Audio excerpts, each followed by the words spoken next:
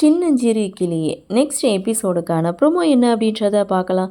Last episode எல்லாரும் பார்த்துருப்பீங்கன்னு நினைக்கிறேன். இருந்தாலும் என்ன நடந்தது அப்படின்றத ஷார்ட்டாக பார்த்துட்டு அதுக்கப்புறம் ப்ரோமோ என்ன அப்படின்றத பார்க்கலாம். எபிசோடை பொறுத்த வரைக்கும் வீட்டில் ஒரு ஃபங்க்ஷன் நடக்குது.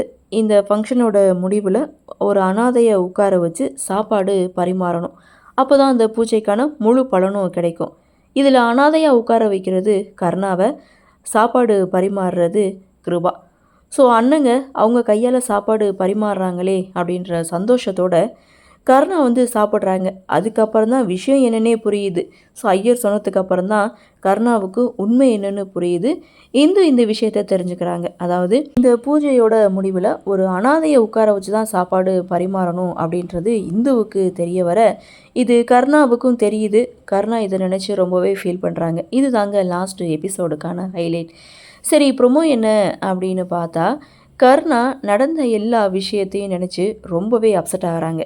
சரி, இந்த கவலையை மறக்கிறதுக்கு சரக்கு அடிச்சுட்டு படுத்துடலாம் அப்படின்னு சொல்லி சரக்கை வாங்கிட்டு வீட்டுக்கு போய் மிக்ஸ் பண்ணி வச்சா அதை எடுத்து குடிச்சிட்றாங்க. செம்ம போதையில் வளரிட்டு இருக்காங்க.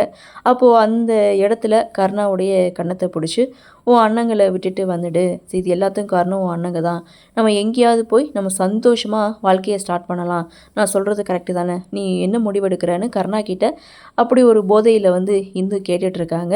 சரி பார்க்கலாம் விடலாம் அப்படின்னு கர்ணா எழுந்து கீழே படுக்க போகும்போது இல்லை நீ ஏன் கூட கட்டிலே படுத்துக்கோ அப்படின்னு சொல்லி கர்ணாவை பக்கத்தில் படுக்க வச்சுக்கிறாங்க. இந்து கர்ணாவையே பார்த்துட்ருக்காங்க. மறுநாள் காலையில் இந்து நல்லா தூங்கிட்டு இருக்காங்க. அப்போது கிருபாவோட என்ட்ரி.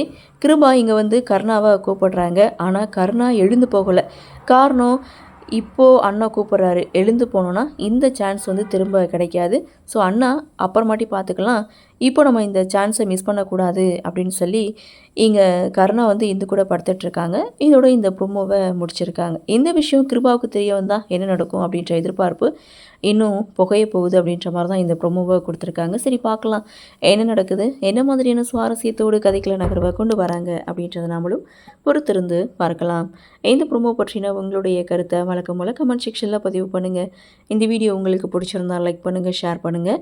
மறக்காமல் நம்ம சேனலை சப்ஸ்கிரைப் பண்ணிக்கிறீங்கன்னு சொல்லி இந்த வீடியோவிலேருந்து விடைபெறுகிறேன். நன்றி, வணக்கம்.